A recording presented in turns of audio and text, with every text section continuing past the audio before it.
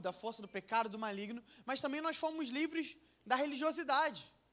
Então, o cristianismo é uma fé, é uma confissão de fé livre de toda religiosidade. Jesus, quando ele vem, ele começa o ministério no Novo Testamento, e a partir agora do Novo Testamento, Jesus não anula o Velho Testamento, mas Jesus ressignifica as coisas.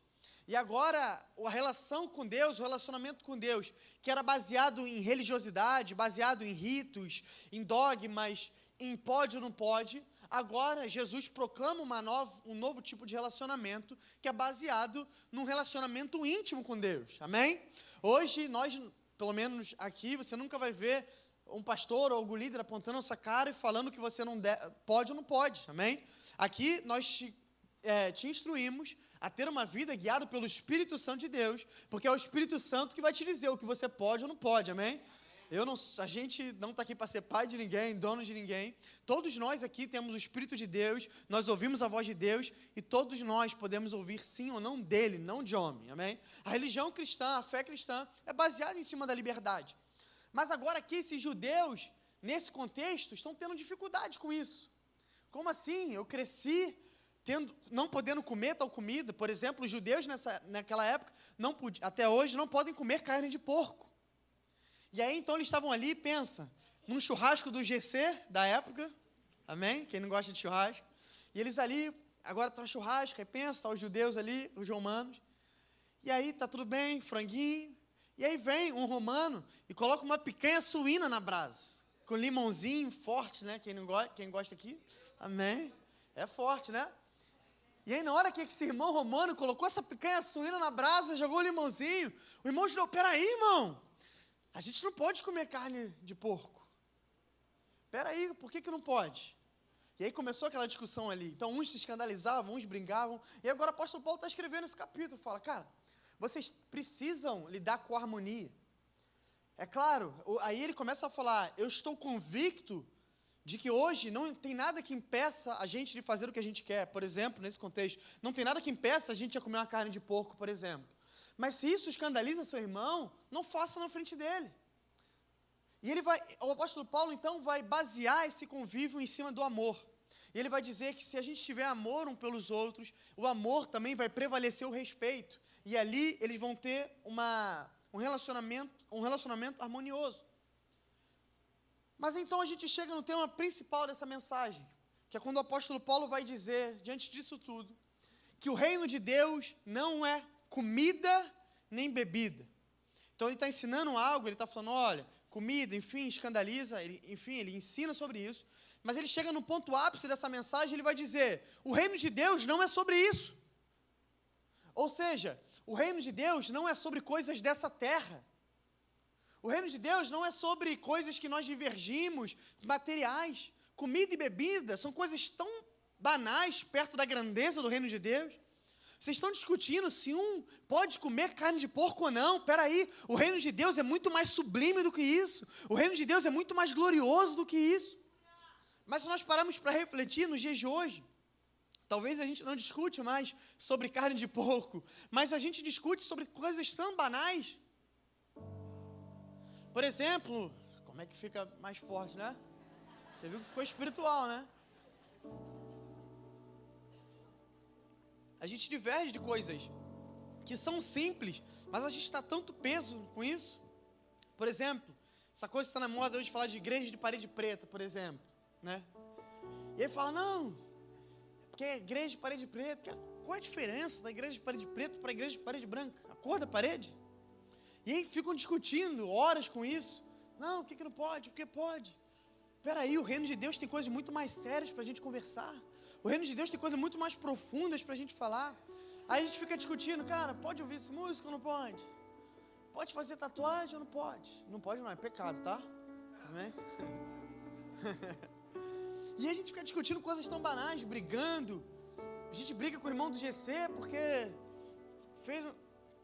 E aí o apóstolo Paulo está falando, gente, vocês estão discutindo sobre coisas, sobre comida, sobre bebida, sobre coisas passageiras, sobre coisas materiais. O reino de Deus não é sobre isso. E ele vai falar, comida e bebida é perecível. Ou seja, comida e bebida não dura para sempre. Nós não estamos num reino perecível. O reino que nós fomos transportados, o reino que eu e você hoje vivemos, não é perecível. O reino que nós vivemos não tem data de validade, nós vivemos num reino eterno.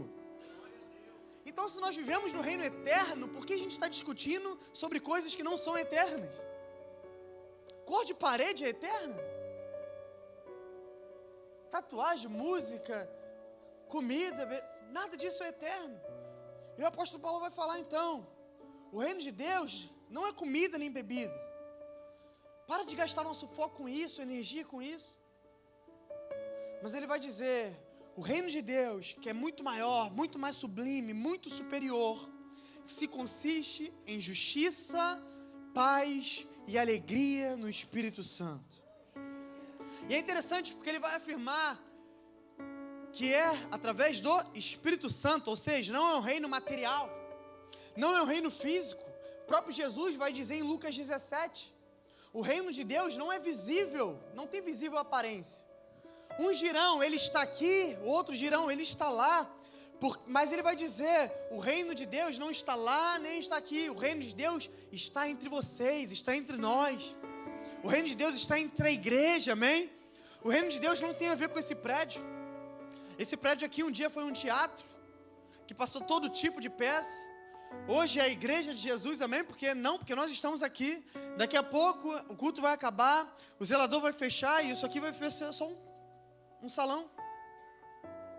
Daqui a pouco a gente pode comprar um lugar do dobro de tamanho, amém? Isso aqui pode voltar a ser um teatro, enfim, um lugar de cultura para o Rio de Janeiro, amém? Também. A igreja não é sobre isso aqui, a igreja é sobre nós. Por isso que ele vai falar, o reino de Deus está entre vocês. E mais do que isso, não está só entre nós, mas ele vai dizer que nós somos embaixadores desse reino. Ou seja, nós somos representantes legais desse reino. Quando ele diz isso, ele está dizendo que nós precisamos experimentar na minha e na sua vida justiça, paz e alegria. Mas principalmente por ser embaixadores, não é só sobre experimentar, mas é sobre também representar e proclamar isso. A minha vida e a sua vida deve proclamar justiça, paz e alegria. Quando você chega no seu trabalho na segunda-feira, precisa chegar justiça, paz e alegria. Quando você entra na sua faculdade, precisa entrar justiça, paz e alegria. Quando você sair daqui hoje, voltar para sua casa, dentro da sua casa, precisa reinar justiça, paz e alegria, porque nós somos embaixadores desse reino. Se você não sabe o que significa o embaixador, por exemplo, aqui no Rio, lá no centro do Rio, na Glória, tem a embaixada americana, amém, dos Estados Unidos. Você já tirou seu visto, já viajou, você deve ter ido lá. E é interessante, porque por mais que aquele prédio seja no Brasil, seja na Glória, no Rio de Janeiro, da porta para dentro daquele prédio, rege as leis americanas. Isso significa uma embaixada, embaixador. É um pedaço, por exemplo, dos Estados Unidos no Rio de Janeiro, amém? Então, quando nós falamos que nós somos embaixadores desse reino, o que nós estamos falando é que aonde a gente pisa, coloca a planta dos nossos pés, precisa reinar ali o reino dos céus, o reino de Deus. Ou seja, aonde eu chego, aonde eu estou, precisa reinar a justiça, a paz e a alegria. Então, nessa noite eu quero falar sobre essas 3 características sobre o reino com você. O que significa justiça? O que significa paz? O que significa alegria? O que significa carregar essa justiça, essa paz, essa alegria? Em primeiro lugar, quando ele fala sobre justiça, ele vai falar que o reino de Deus é justiça. Eu me lembro de Mateus 6,33, que Jesus vai dizer, mas busquem em primeiro lugar o reino de Deus e a sua justiça, e todas essas coisas lhe serão acrescentadas. Jesus já dizia ali, que a primeira coisa, a mais importante do reino de Deus é a sua justiça, e que nós devemos buscar essa justiça. E é interessante porque o contexto que Jesus falava, conversa muito com o contexto que o apóstolo Paulo está escrevendo aqui. Porque nessa mensagem de Jesus está falando para os discípulos sobre confiar em Deus, sobre ansiedade. Diante de homens que tinham medo do que iam comer no dia seguinte, do que iam vestir, se ia ter roupa, se ia ter comida, diante de uma aflição que Quem aqui já passou por isso na vida também? Como eu vou pagar a conta amanhã? Como é que eu vou comer no mês que vem?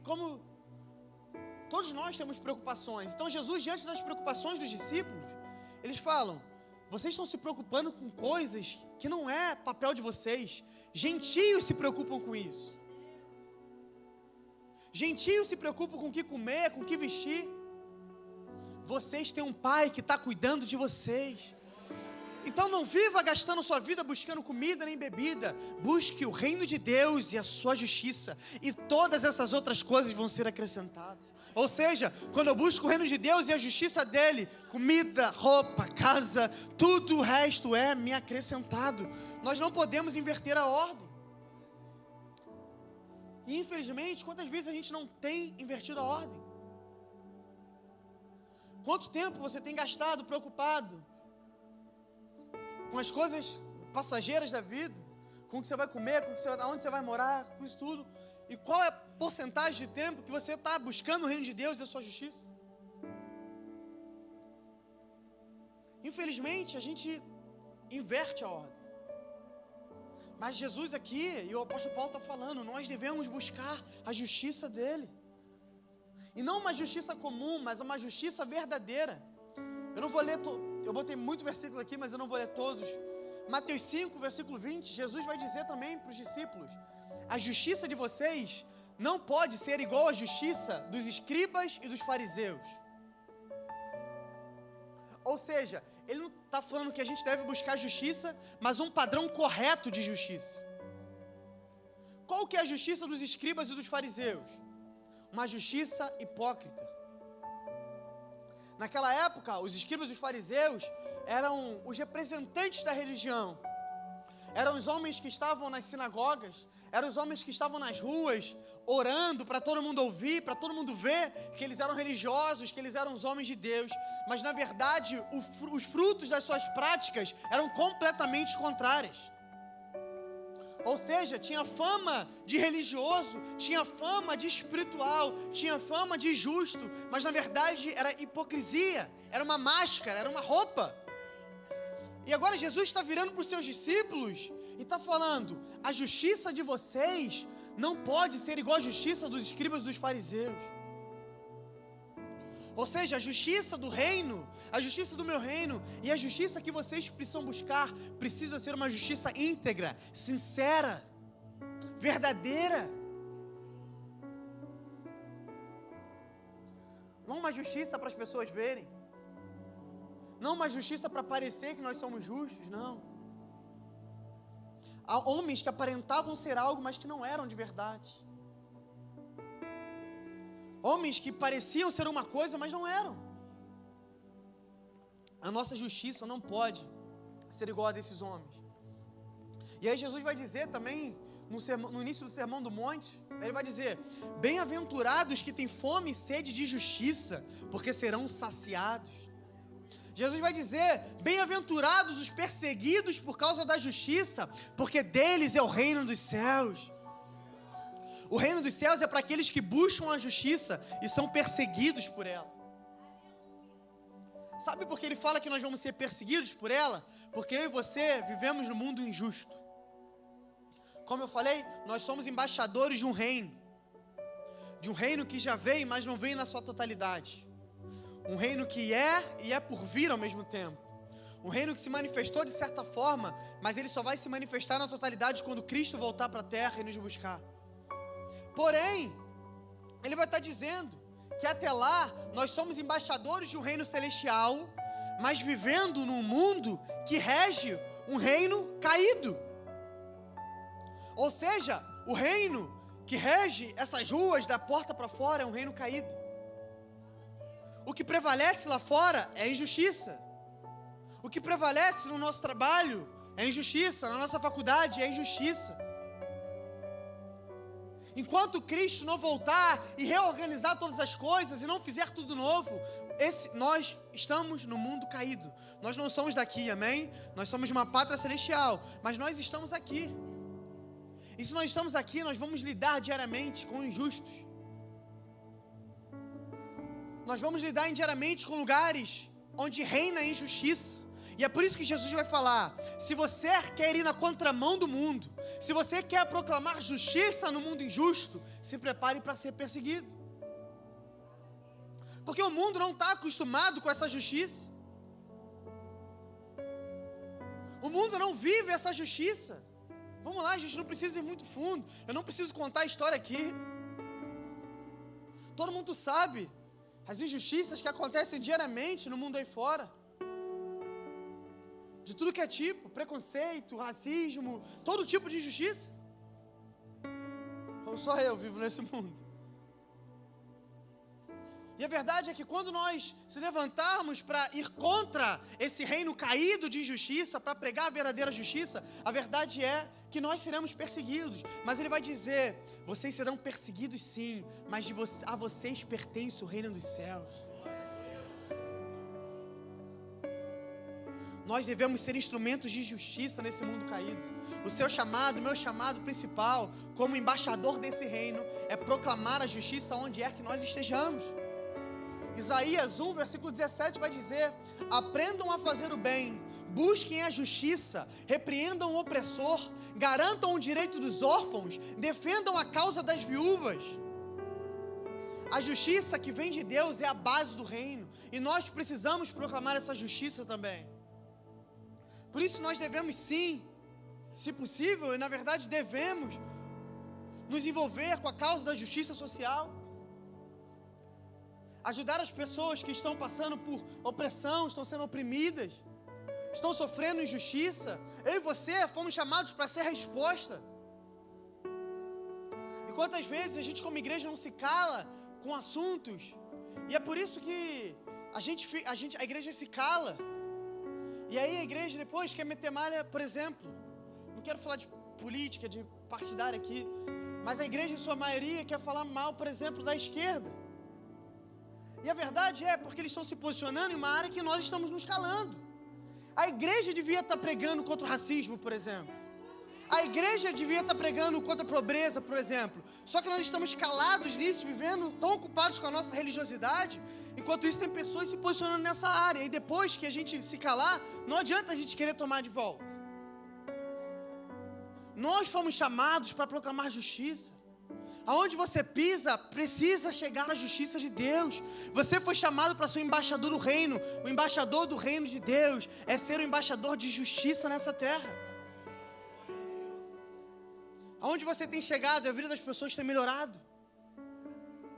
Aonde você tem chegado, a justiça de Deus tem chegado. Em primeiro lugar, a primeira característica do reino é o reino de justiça, amém? Glória a Deus por isso. A segunda característica que o apóstolo Paulo vai trazer sobre esse reino é que além de um reino de justiça, ele é um reino de paz. O reino de Deus é um reino de paz. Filipenses 4, versículo 7. E a paz de Deus, que excede todo entendimento, guardará o coração e a mente de vocês em Cristo Jesus. Sabe, a paz de Deus não é uma paz superficial. A paz de Deus, quem estava aqui alguns domingos atrás, eu falei sobre ansiedade, e eu falei sobre essa paz. A paz de Deus não é algo superficial, ou uma vibe que a gente vai sentir, não. A paz de Deus é muito mais do que isso.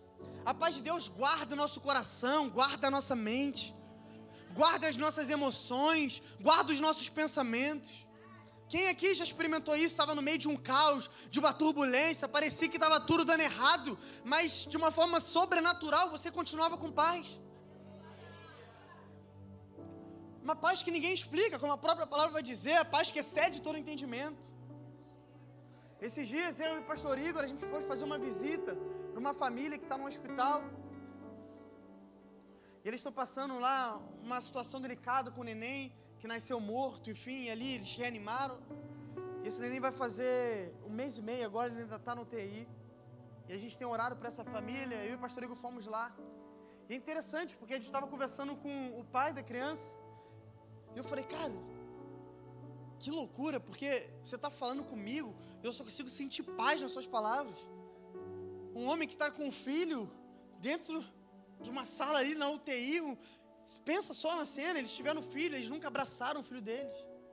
Eles nunca beijaram o filho deles, vê o filho deles ali entubado, e ele conversando com a gente, exalando tanta fé, tanta paz. E aí você vai me dizer que isso é normal?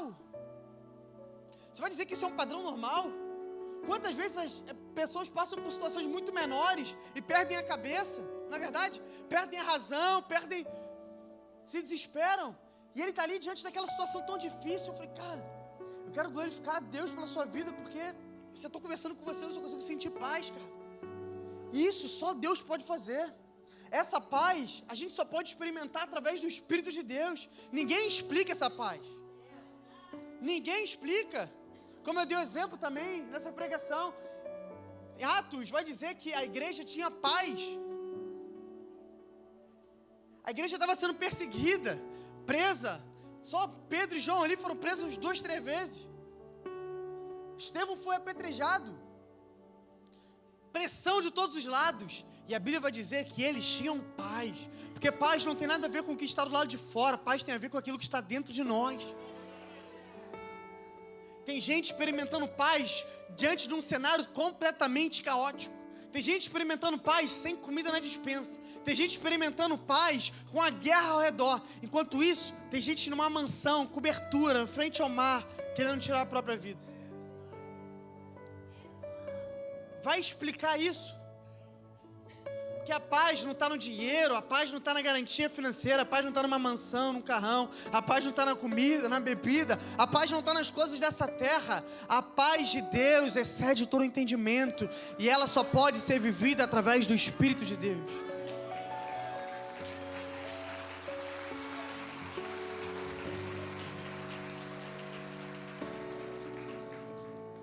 E ele vai dizer também: bem-aventurados os pacificadores, porque serão chamados filhos de Deus. Os pacificadores são aqueles que buscam a paz e a reconciliação, refletindo a própria natureza de Cristo, que é conhecido como príncipe da paz. A paz do reino de Deus não é simplesmente viver uma vida sem conflitos, mas é encontrar paz no meio dos conflitos. E mais do que isso, se possível, ser um agente de paz em meio a conflitos. Ser um apaziguador. Só que quantas vezes a gente não está criando mais tumulto do que trazendo paz para os lugares? Hoje em dia é cristão brigando na internet, pastor brigando com o pastor na internet. Que a diferença de linha teológica, que um acredita nisso, acredita naquilo, e fica brigando, e a gente fica brigando entre si. Meu irmão, a gente não foi chamado para ser criador de contenda, não. Nós fomos chamados para ser apaziguadores. Eu falo isso, e eu prego isso, e eu prego isso primeiro para mim, porque eu sou uma pessoa, eu não pareço, eu pareço uma pessoa tranquila, mas se perguntar a minha esposa, eu era a pessoa mais sem paciência que você pode imaginar. Uma pessoa me fechava no trânsito. Eu já estava crente, não xingava, né? Mas perdi um pouco a linha com essa pessoa. A pessoa me atendeu mal em algum lugar. Ou simplesmente eu discordei de algum amigo, cara. Já perdi amigos por causa disso. De tudo arrumar confusão, brigar, arrumar problema. E aí quando eu fui ver, meu Deus do céu, eu fui chamado para ser um apaziguador. Eu fui chamado para estar trazendo paz para os lugares, e às vezes eu estou trazendo mais confusão do que paz. Quantas vezes a gente não está assim? A sua vida, você não precisa me responder, mas para refletir. Tem levado mais paz ou mais confusão para os lugares? Qual foi a última situação dentro da sua família, na sua casa, no seu trabalho, que você ajudou a apaziguar? E essa paz, primeiro, começa com a nossa reconciliação com Deus por meio de Cristo. Primeiro, nós fomos reconciliados e nós tivemos paz com Deus. Agora que nós temos paz com Ele, nós somos embaixadores desse reino, e agora nós precisamos levar paz lá fora. A sua vida precisa exalar essa paz. As pessoas precisam olhar para você e falar: meu Deus, como essa pessoa está tendo essa paz no meio desse problema? Ou, meu Deus, como é que essa pessoa tem paz diante dessa afronta que ela está vivendo? E eu não quero romantizar isso aqui falando que é a coisa mais fácil do mundo.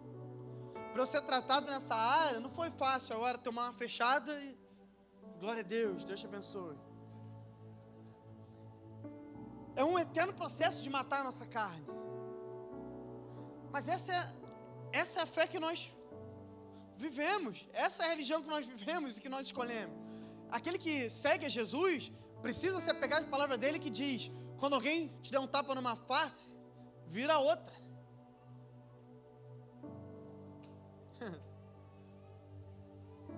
E aí a gente não pode lidar com isso, porque a gente vê se tem esse costume. Não, peraí, mas isso também é utópico demais, né, pastor? Isso não é utópico, isso são as palavras de Cristo.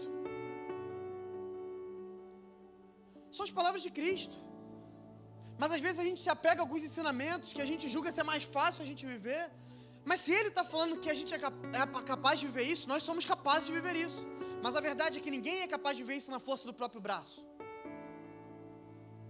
Duvido, você pode ser a pessoa mais tranquila que for.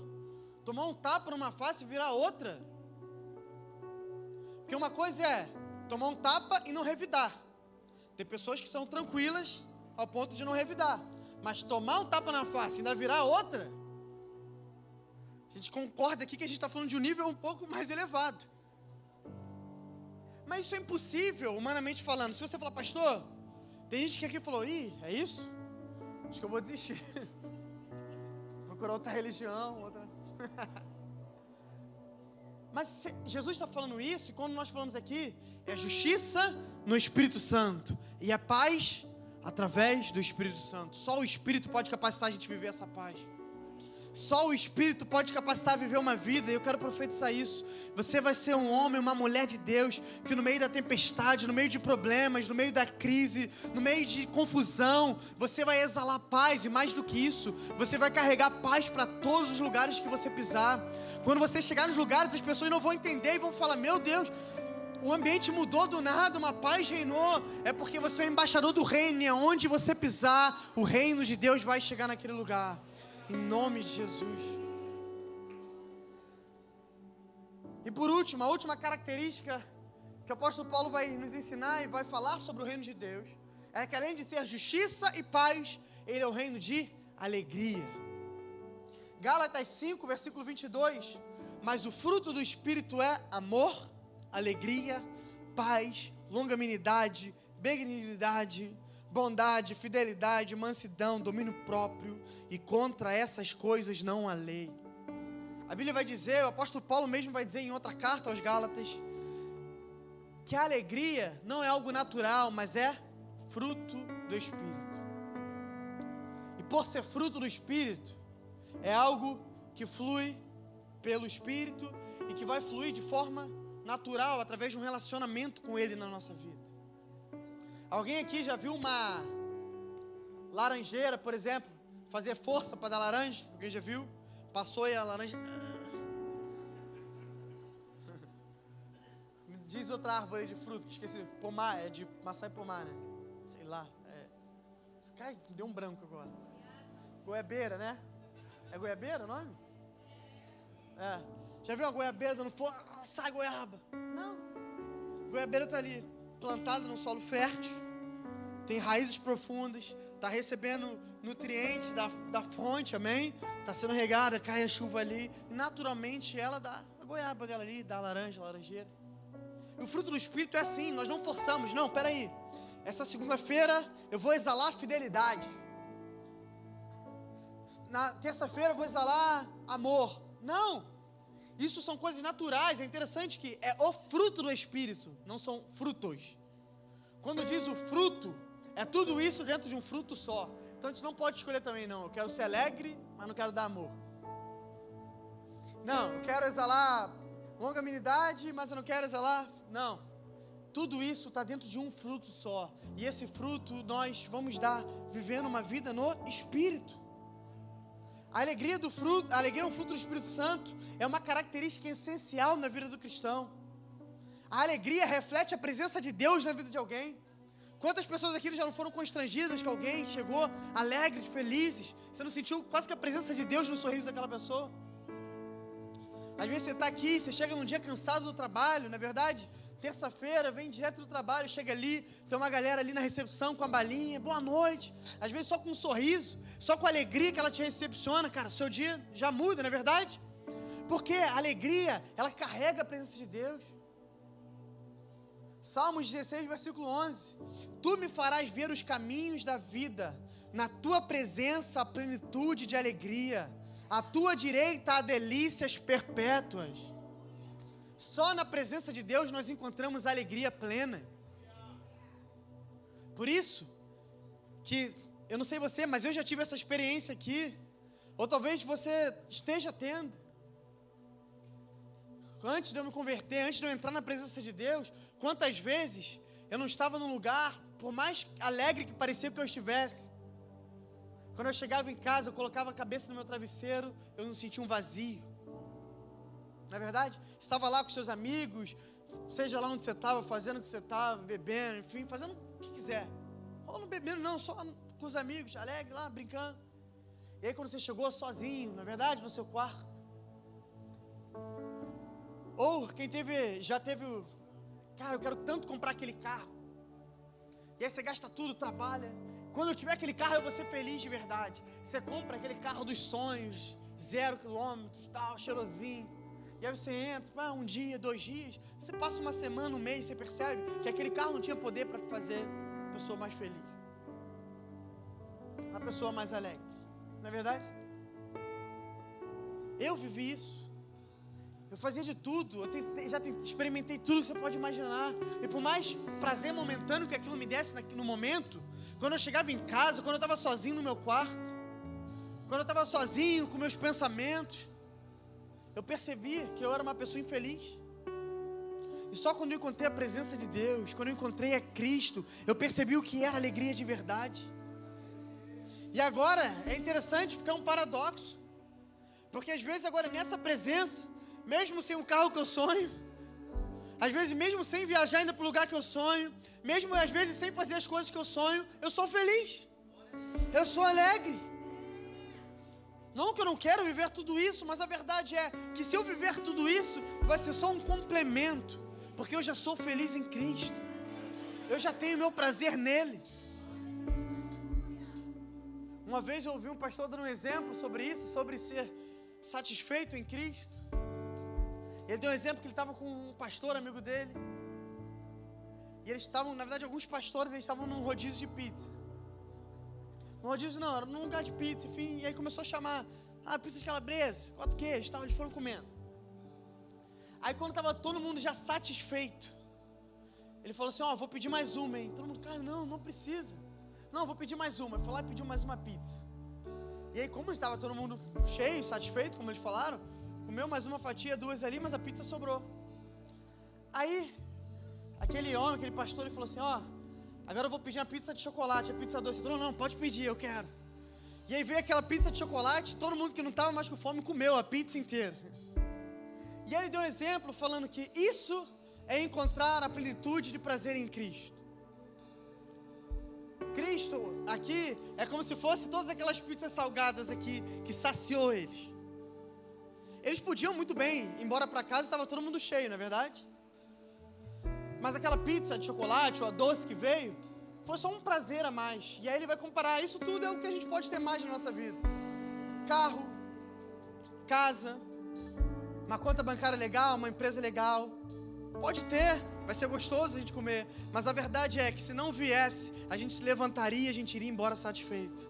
Essa é viver uma plenitude em Cristo. Isso é encontrar o prazer pleno em Cristo. Isso é só nele que nós encontramos a alegria plena. E o problema é que às vezes a gente está procurando alegria em tantos lugares. Tem gente aqui me ouvindo que está triste, está profundamente triste, nem entende por quê. Tem uma vida legal, talvez tenha um casamento legal, um trabalho legal, mas não consegue se alegrar, não consegue ser feliz plenamente. Deixa eu te dar um spoiler. Você nunca vai encontrar. Você pode ter um carro de 500 mil e pode comprar um de 1 milhão. Você não vai ser mais feliz por isso. Você pode já morar aqui no Leblon, mas aí você agora vai morar no Delfim Moreira, de frente para a praia. Você não vai ser mais feliz por isso. pode ser, te dar um ápice ali, um êxtase naquele momento, mas a verdade é que um dia você vai deparar que aquele material não tinha poder para te fazer plenamente satisfeito, não tinha poder para te fazer alegre plenamente. E aí você pode continuar gastando, viajando, rodando o mundo todo, tendo filhos, e aí você vai perceber, assim como eu também, você vai ter filhos, você vai ter um casamento legal, e você vai perceber que nada disso também tem poder de te fazer alegre plenamente. Só em Cristo nós encontramos plenamente alegria. Só em Cristo nós encontramos uma alegria que não passa, uma alegria que continua de pé no meio de tribulações, no meio de circunstâncias, no meio de momentos difíceis. Quantas pessoas eu não conheço que passam necessidade, passam dificuldade financeira, não estão vivendo a vida dos sonhos. Eu encontro essas pessoas, elas estão com o sorriso aberto, felizes, alegres, exalando alegria. Por quê? Porque elas encontraram o maior bem da terra, que se chama Jesus Cristo. Não existe outro bem maior do que Ele.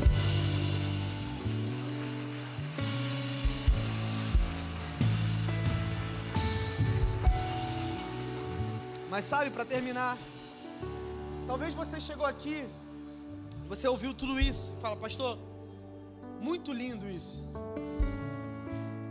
mas tudo que eu tenho vivido na minha vida é completamente contrário a isso. Você falou de justiça aí, mas você não sabe, eu estou sendo injustiçado na minha vida, eu estou sendo injustiçado no meu trabalho, estou sendo injustiçado na minha família, estou sendo injustiçado na minha casa, estou sendo injustiçado em alguma causa na justiça que está...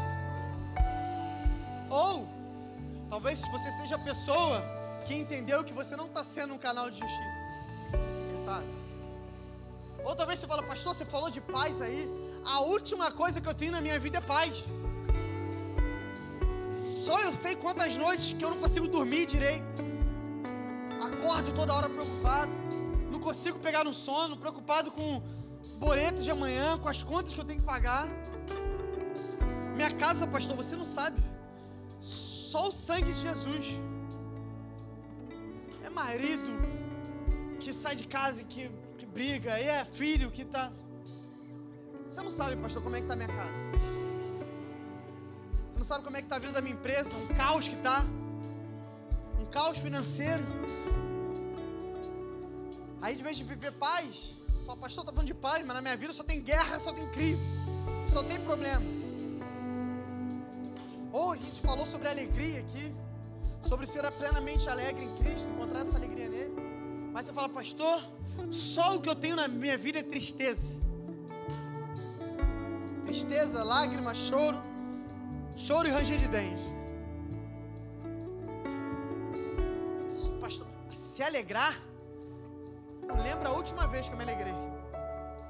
Não lembra a última vez que eu dei um sorriso sincero. Não lembra a última vez que algo me pegou de surpresa, eu fiquei feliz por alguma coisa. Quem sabe você não está aqui me ouvindo, vivendo uma tristeza profunda, não consegue mais se animar, só você sabe, você não tem vontade nem de levantar na cama.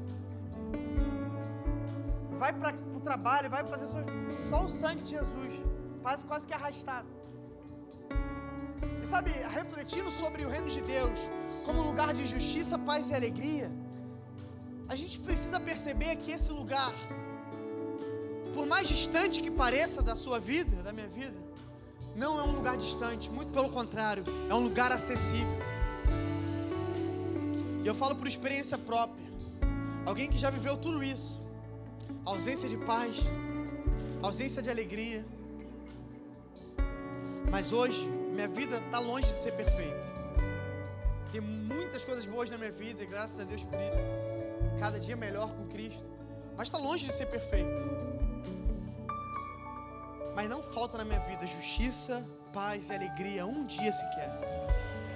E essa realidade está acessível para você também que está me ouvindo.